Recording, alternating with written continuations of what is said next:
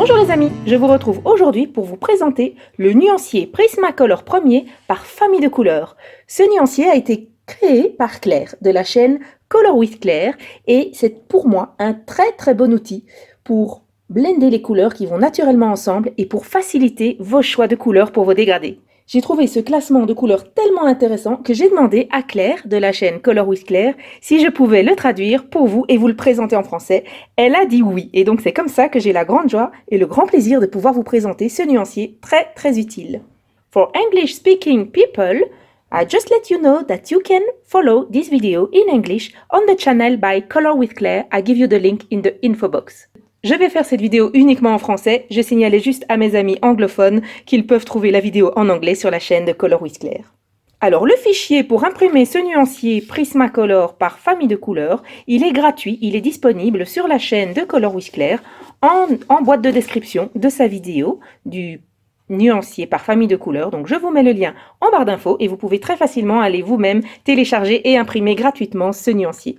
N'hésitez pas à lui mettre un petit mot et à lui dire que vous venez de ma part, ça lui fera sûrement très plaisir. Donc ici, on a un nuancier vraiment conçu d'une façon très originale et très intéressante. Donc Claire a classé les couleurs par famille de couleurs. Elle les a classées en différentes sections pour que ce soit facile à visualiser et à prendre des segments pour faire des blendings et des dégradés sur vos pages de coloriage. Alors le principe c'est qu'elle démarre chaque fois par la couleur la plus claire et vous avez un parfait dégradé jusqu'à la couleur la plus foncée, donc vous pouvez utiliser des sections de ce dégradé ou alors le dégradé en entier. Ce sont toujours des couleurs qui iront bien ensemble. Commençons tout de suite avec la première section, ce sont les jaunes ocre.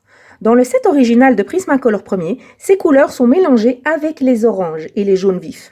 Claire les a séparées parce qu'elle trouve que ce sont des couleurs ocre et que donc c'est mieux de les garder séparées pour qu'on puisse bien visualiser la différence de couleur entre les deux. Et effectivement, quand on regarde le nuancier, on voit très bien, ici on a des jaunes bien vifs et bien purs et là on a tous des jaunes qui sont légèrement teintés d'ocre ou de brun. Alors Claire dit que ces trois couleurs, elles sont un tout petit peu bizarres ici dans la section, mais qu'elles ne vont pas non plus avec les oranges et que donc la meilleure place pour les mettre, c'est dans cette section-ci. Vous voyez ici, vous avez vraiment les ocres et ici, vous avez les teintes beaucoup plus vives qui vous permettent par exemple de faire un coucher de soleil. Si on met les trois derniers ici, Mineral Orange, Cadmium Orange Hue et Pumpkin Orange ici, alors on les mettrait entre le Pale Vermilion et le Poppy Red, eh bien ils ne vont pas bien se mélanger parce que justement ici ils contiennent des couleurs ocre et brune qu'ici il n'y en a pas, donc ce mélange n'ira pas. Et c'est pour ça que Claire les a mis ici au-dessus à la suite des jaunes ocre. Si vous prenez chaque couleur une par une, elle va très bien se mélanger avec la suivante. Claire a utilisé ce nuancier pour classer ses Prismacolor dans sa trousse de crayons et donc comme ça elle sait qu'elle peut toujours prendre des segments de crayons qui sont les uns à côté des autres et que ça va toujours donner des beaux blendings et des beaux dégradés. Ensuite, on a ici donc les jaunes vifs et les jaunes orangés qui vous permettent par exemple de faire un beau coucher de soleil. Alors question, pourquoi le Salmon Pink est dedans? La raison que Claire donne, c'est parce que plutôt que le nom de la couleur, Salmon Pink, rose saumon, donc qui donnerait envie de le classer avec les roses, elle a préféré regarder la teinte elle-même de la couleur. Et elle trouve que la couleur est plus orange que le rose. Donc ici, sur ce dégradé-ci, c'est un petit peu particulier. Soit vous blendez toutes les couleurs les unes après les autres en sautant le Salmon Pink, soit vous démarrez ici, et vous allez par là. Donc vous partez du Salmon Pink, puis Orange, Pale Vermilion et Poppy Red. Donc ce sont les deux façons d'utiliser ce segment de couleurs pour que le Salmon Pink s'intègre dans cette section. Le Salmon Pink ira très bien avec les trois couleurs qui suivent parce que c'est un orange désaturé. Alors saturé ou désaturé, je ne sais pas si vous avez l'habitude de ce terme, donc on parle d'une couleur saturée quand elle est très chargée en couleur et désaturée quand elle est moins chargée. Donc si vous prenez une image que vous mettez sur Photoshop par exemple et que vous désaturez l'image, quand vous la désaturez au maximum, elle devient noir et blanc. Donc désaturé, c'est qui tire plus vers le noir et blanc, on retire petit à petit la vibrance de la couleur. Et les couleurs bien saturées, ce sont les couleurs qui sont bien vibrantes. Je vous explique cette nuance parce que Claire utilise souvent ce terme dans l'explication de son nuancier par famille de couleurs et donc comme ça, on est bien d'accord qu'on parle de la même chose. Alors maintenant, on passe aux rouges. Alors les rouges, ici, Claire les a classés dans le même ordre que dans le nuancier original. Coucou Penny, tu viens nous expliquer comment on classe les rouges ici? Donc je disais, Claire les a classés dans le même ordre que dans le nuancier original de Prismacolor. Et la seule chose, c'est que le Carmine Red, il est assez difficile à classer parce que c'est un rouge un petit peu rosé. Mais il est trop rouge pour aller dans les roses, donc elle l'a classé ici. Mais il faut savoir que c'est un rouge un peu rosé et que donc vous pouvez assez facilement le mélanger avec des roses. Ensuite, dans les roses, on a deux types de roses ici. Ici, ce sont les roses vifs et ici, ce sont les roses désaturées. Vous voyez, c'est là que Claire utilise encore ce nouveau terme. Penny, Penny, c'est pas pour jouer ce crayon, c'est pour présenter ma vidéo. Penny, comment on fait maintenant? Il faut que je continue à présenter. Tu es juste couché sur la couleur que je suis occupée à présenter. Tu recules un petit peu? Hein? Je peux prendre la feuille? Laisse-moi prendre la feuille. Coquine.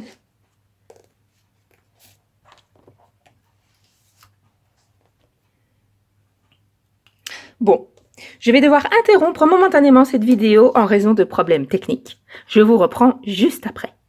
Bon, le plateau est envahi par des manifestants, donc je vais simplement couper la vidéo et faire un petit raccord avec ce que je vais tourner dans 5 minutes. On veut des gratouilles, on veut des gratouilles. Voilà, je suis de retour. J'ai dû donner le crayon orange à Penny pour qu'elle quitte le plateau. Mais ça tombe bien parce que justement, je passe à la couleur suivante. Donc, je disais, ce sont les roses vifs. Alors, Claire explique que le Deco Peach, il est aussi difficile à classer parce qu'il est un peu trop rose pour aller dans les pêches qui sont ici, mais il est un peu trop pêche pour aller dans les roses. Donc, elle l'a mis ici parce qu'elle trouve que ce dégradé va très très bien. Le Deco Peach va très bien avec le blush pink et le blush pink va très très bien avec le pink. Elle l'a mis là parce que c'est là qu'il va le mieux. Alors ici, dans cette section, on peut ajouter une séparation ici, juste après le pink et le hot pink, parce que c'est là vraiment que la teinte change entre ces roses-ci et ces roses-là. Alors, le Tuscan Red, Claire nous explique que habituellement le Tuscan Red est classé dans les bruns, mais elle pense que sa place est ici parce qu'il est la parfaite nuance sombre du raspberry. Donc si vous utilisez ce combo de couleurs, ce dégradé-là, et que vous voulez aller dans les nuances vraiment très sombres, vous pouvez terminer par le Tuscan Red. Ici, on a donc les roses sombres, les roses désaturées. Claire les appelle aussi les roses vintage. Elle trouve que ces couleurs vont naturellement ensemble. Le Deco Pink se blende très bien avec le Pink Rose, qui lui se blende très bien avec le Rosy Beige, et ainsi de suite avec le Clay Rose. Alors ici, on arrive à la section des pêches chauds. Ce sont des teintes pêches avec une sous-teinte de rouge. Elles vont très très bien l'une derrière l'autre. Alors, dans les teintes pêche, on a aussi les tons beige, qui, eux, sont des teintes pêche avec une sous-teinte de brun, mais elle les a mis à la deuxième page du nuancier parce qu'elle trouve justement qu'ils ne sont pas dans les mêmes teintes que ces pêches-là. Donc, elle a séparé les couleurs pêche en deux. On a ici les pêches chauds et ici, on a les pêches avec une sous-teinte de brun. Et quand on les regarde l'un à côté de l'autre, on voit que ce ne sont pas les mêmes couleurs, effectivement. Maintenant, on arrive sur les sections des rouges-violets, ici. Donc, Claire démarre avec le lavender qui, comme vous le voyez, est complètement différent du Greyot Lavender, lavande grisée. C'est pour ça que Claire l'a mis ici et elle trouve que toutes ces couleurs se dégradent super bien l'une avec l'autre. Et effectivement, on est ici dans mon combo préféré de couleurs en Prismacolor. Moi, j'utilise très souvent le lavender mélangé avec du dark purple. Je trouve que Claire a fait un très bon choix en mettant le lavender ici. Alors, une petite note à propos du mulberry. Le mulberry est souvent classé avec les roses. Ici, vous voyez, par rapport au Process Red, c'est la couleur juste un petit peu plus foncée que le Process Red. Mais Claire l'a mis là, parce que si on regarde la couleur en elle-même, en fait, elle va très très bien avec les couleurs suivantes, avec le Dahlia Purple et avec le Dark Purple. Donc, c'est une couleur qui va très très bien avec les rouges-violets. Alors maintenant, on arrive sur les violets. Donc, Claire signale que le lilac peut aussi bien aller ici, derrière le lavender, que ici, derrière le grey lavender. C'est une couleur qui se mixe aussi bien avec l'une qu'avec l'autre. Donc, on peut vraiment faire de très beaux combos en mélangeant ces deux sections. Le Black Grip, par exemple, peut aussi bien aller derrière le Black Cherry. Et celui-ci, le Dioxazine Purple You, il peut aussi très bien aller derrière le violet. Donc, Claire les a classés en 3 sections, selon ce qu'elle pensait le plus naturel. Donc, vous pouvez faire des combinaisons par section, mais vous pouvez aussi mélanger dans les sections, ça donnera toujours joli parce que ce sont toutes des couleurs qui ont du violet. Ici, c'est plutôt les rouges violets, les violets purs et ici les bleus violets. Alors ici, on arrive aux bleus que Claire a appelés les bleus standards, donc ce sont les vrais bleus. Ils ne sont pas teintés, ils n'ont aucune teinte ni de pourpre ni de vert. Alors Claire signale que les deux derniers ici, Violet Blue et Indanthrone Blue, ils vont très bien ici avec les violets.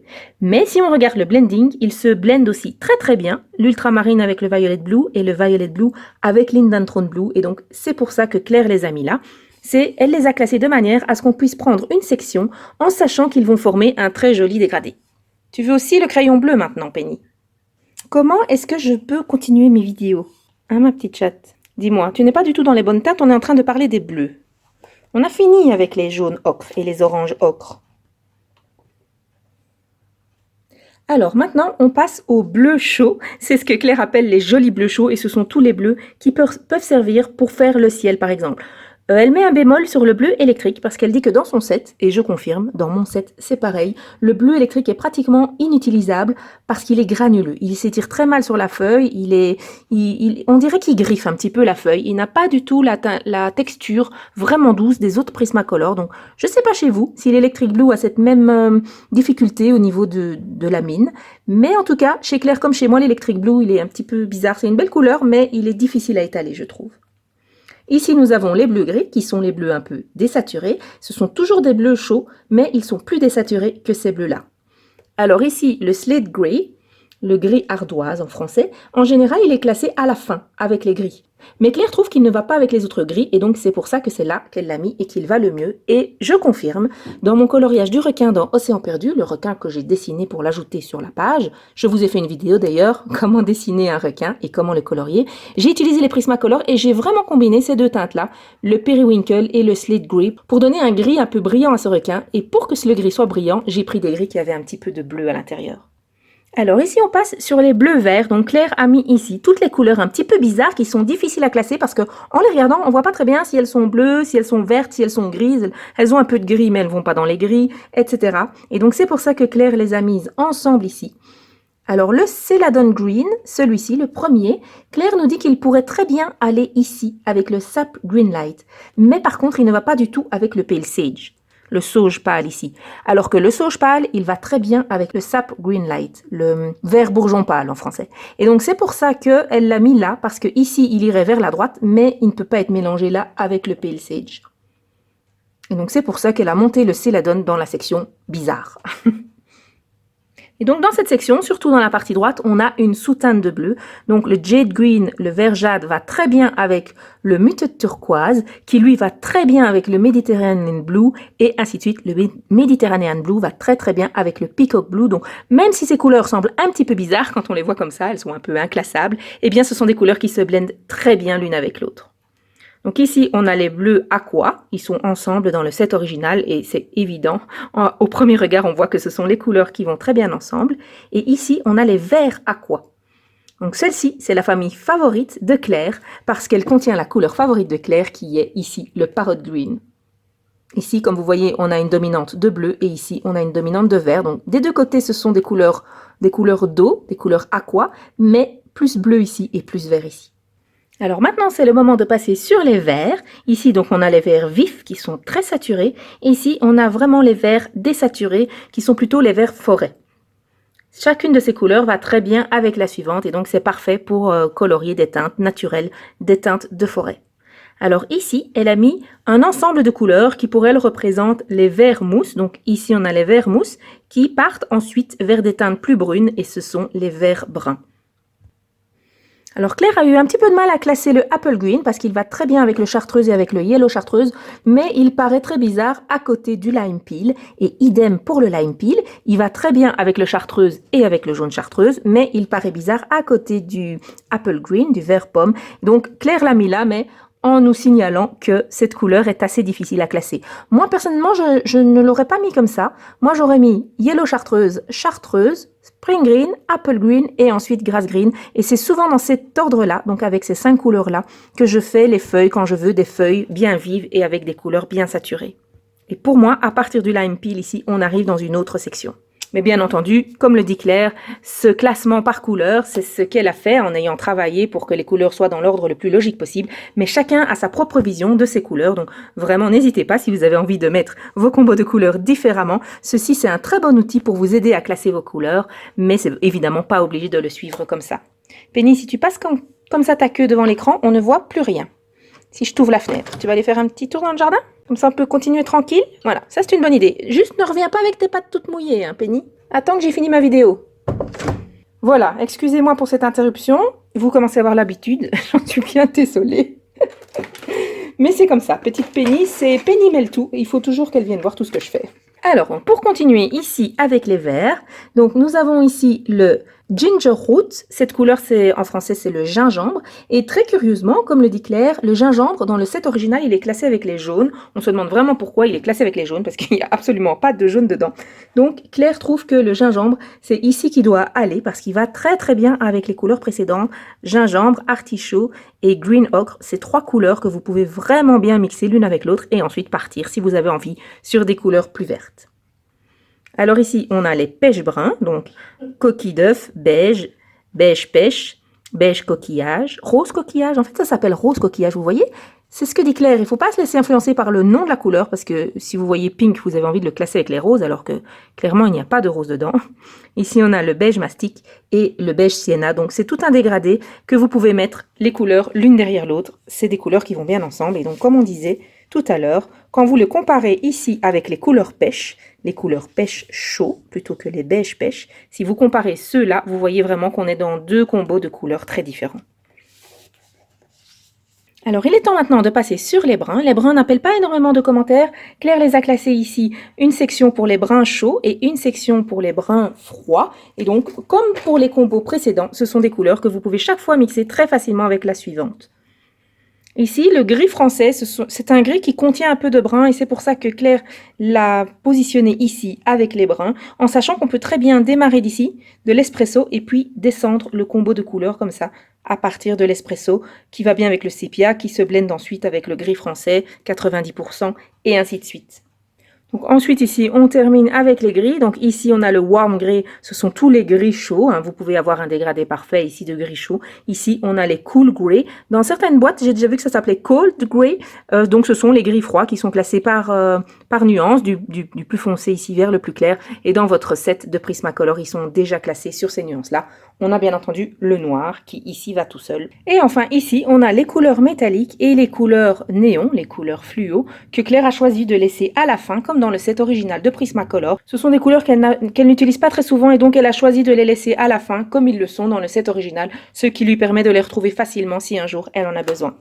Et voilà pour la traduction en français du nuancier de couleurs par famille des Prismacolor premiers qui a été fait donc par Claire de la chaîne Color with Claire. Je remercie Claire chaleureusement de m'avoir laissé traduire pour vous en français les explications sur ce nuancier. J'espère que ça vous a plu et que ça vous sera très utile pour combiner vos couleurs Prismacolor dans vos pages de coloriage.